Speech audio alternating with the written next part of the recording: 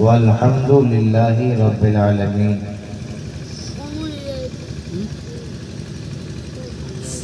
چلے جب حضور سوئے فلک، بلغ العلا بکمالہ، کوئی دیکھے رخ کی چمک دمک، کشفت دجا بجمالہ۔ سبحان اللہ۔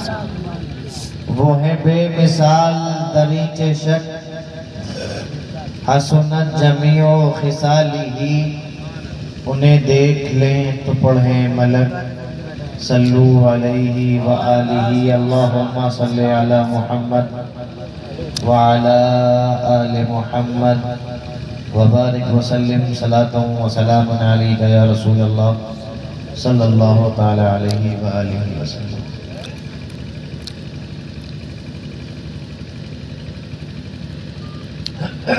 اللہ کا فضل و احسان کہ اس نے ہمیں نبی کریم رؤوف الرحیم علیہ الصلاۃ والتسلیم کا ذکر کرنے کی توفیق عطا فرمائی۔ برے لا نہیں، ہم ایک چپکا دیں گے بغیر۔ ابھی شاید کچھ شاعر باقی ہیں یہ ادھر کسے گیا تھوڑا جو کسے آپ گیا کو ادھر۔ نعت نبی سنا کر محظوظ فرمائیں گے۔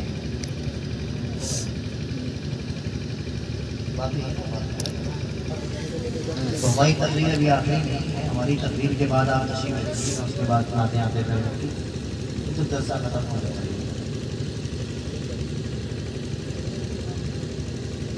تو میں بھی بس کوئی زیادہ لمبی تقریر اور اس کے لیے حاضر نہیں آیا، بس اپنی رسول کی نوکری چل رہی تھی یہاں پر، سب اپنی اپنی درس کروا رہے تھے، میں نے سوچا میں بھی کروا دوں، اس لیے میں بھی حاضر آیا۔ وہ قبول کر لیں تو سارا پڑھنا کامیاب، اور نہ قبول کریں تو رات میں چلانا بیکار۔ یہی اپنا ایمان ہے، اور صرف جلسہ نہیں، نماز کس کے لیے پڑھتے ہو؟ اللہ کے لیے، لیکن رسول قبول کریں تب نماز ہے۔ روزہ کس کے لیے رکھتے ہیں آپ؟ اللہ کے لیے۔ روزہ جب ہے جب رسول کی محبت دل میں ہو۔ زکوٰۃ کس کے لیے آپ دیتے ہیں؟ ایک عبادت ہے اللہ کی، اللہ کا حکم ہے زکوٰۃ دو، لیکن جب تک دل میں رسول کا عشق نہ ہو اور ایمانداری سے کمایا ہوا حلال پیسہ نہ ہو تب تک زکوٰۃ دینا بیکار۔ آپ جہاں چلے جائیں، جس لائن میں چلے جائیں، جس فیلڈ میں چلے جائیں، جب تک رسول اللہ کی محبت دل میں نہیں، کوئی بھی کام آپ کر لیں آپ کا وہ کام نامکمل ہے، اور آپ کے منہ میں ایسے مار دیا جائے۔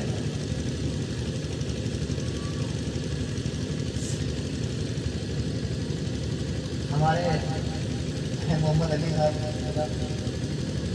میں تو ان کو بچپنے سے سن کر سلا رہا ہوں، جب بھی ہمارے میں تشریف لاتے ہیں تو اب تو بہت لوگ یہ خواجہ صاحب کی منقبت پڑھنے لگے، پڑھنا بھی چاہیے، لیکن شاید اس منقبت کی شروعات محمد علی صاحب سے بہت شروع سے پڑھوائی، تیرا نام خواجہ محمد۔ ابھی میں آیا تو اقرار فرما رہے تھے کہ تیری ایک نگاہ کی بات ہے، میری زندگی کا سوال ہے۔ توجہ ہے آپ کیا آپ سو گئے؟ نہ بھائی، مجھے لگ رہا ہے کہ سو گئے۔ نہیں ایک شعر پڑھتا ہوں، آپ کی توجہ کا طالب ہے، اگر آپ بیدار نظر آئے تو آگے بات آئے۔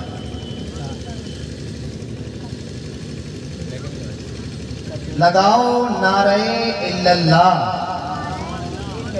جو ہوگا دیکھا جائے گا۔ یار یہ تو آپ کے شاعر شان سے ہے، اتنی جو ہوگا دیکھیں گے یار۔ تو لگاؤ نعرہ الا اللہ، جو ہوگا دیکھا جائے گا۔ اٹھو پڑھ کے بسم اللہ، جو ہوگا دیکھا جائے گا۔ وہ شریک ہونا ہے کہ لگاؤ نعرہ الا اللہ، جو ہوگا دیکھا جائے گا۔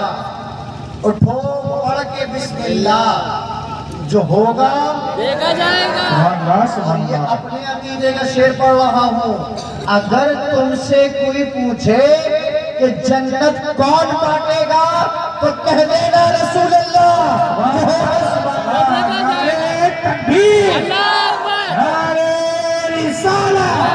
سرکار کی آمد، دلدار کی آمد، نعرے تکبیر، نعرے رسالت۔ سبحان اللہ سبحان اللہ۔ اگر تم سے کوئی پوچھے کہ جنت کون بانٹے گا تو کہہ دینا رسول اللہ، جو ہوگا سو دیکھا جائے گا۔ دیکھا جائے گا۔ شعر پڑھ رہے تھے کہ تیری ایک نگاہ کی بات ہے خواجہ میری زندگی کا سوال ہے، اور یہ شعر سنتا رہتا ہوں میں، ویسے اتنا پکا لکھا تو نہیں ہوں، خیر کبھی کبھی اگر کتاب ہاتھ لگ جاتی تو پڑھ لیتا ہوں۔ ایک دفعہ ایک کتاب ہاتھ لگی، پڑھ رہا تھا، ایک واقعہ ایسا میری نگاہ سے گزرا کہ حقیقت میں یہ شعر پھر حقیقت لگنے لگا۔ آپ لوگ تو ایک شعر سننے کی اس سے سنتے ہیں مزے لینے کے لیے، یہ لاؤ 10 روپے دیا ہے 50 روپے دیا ہے، سنیے اس حقیقت، اس شعر کی حقیقت کیا ہے۔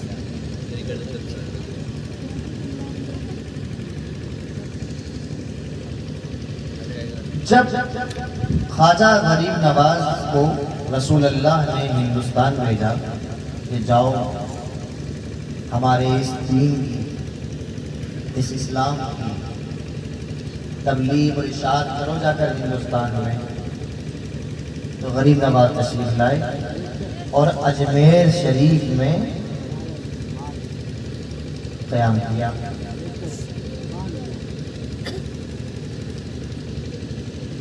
خیمہ لگا لیا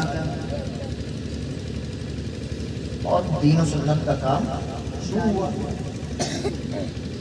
کرامتوں کی ضرورت پڑی تو کرامت دکھائی، تقریر کی ضرورت ہوئی تو تقریر کی، سمجھانے کی ضرورت پیش آئی تو سمجھایا گیا، جس طرح کی جو ضرورت پیش آئی وہ کر کے دکھایا گیا۔ اب ضرورت یہ تھی کہ صاحب ایک شہر پڑتا ہے جس کا نام ہے دہلی،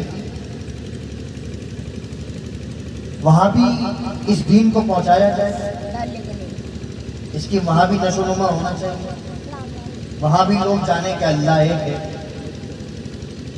محمد صلی اللہ علیہ وسلم یہ اس کے نبی ہیں، ہم جو کر رہے ہیں وہ غلط ہے، اسلام کا حکم کیا ہے، اسلام کا پیغام کیا، یہ باتیں پہنچنا چاہیے۔ اب خواجہ صاحب روز اجمیر اور دہلی تو کر نہیں سکتے تھے تو کیا کرا جائے، تو ان کے ایک خادم اور خلیفہ تھے جن کا نام حضرت خواجہ قطب الدین بختیار کاکی رضی اللہ تعالیٰ ہے۔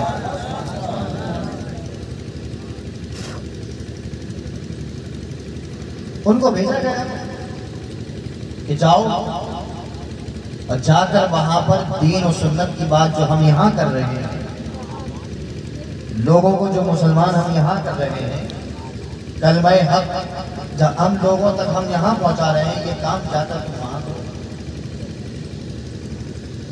قطب صاحب نے حکم مانا، پہنچ کے دہلی، توجہ ہے، سمجھ میں آ رہی؟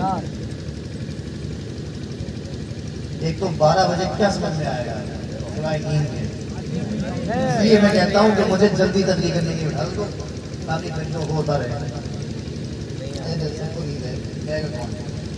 خیر قطب صاحب دہلی میں جلدی ختم کرتا ہوں، دہلی پہنچے قطب صاحب، اب جا کے وہاں پر وہی دین و سنت کا کام شروع، یہ تم غلط ہے۔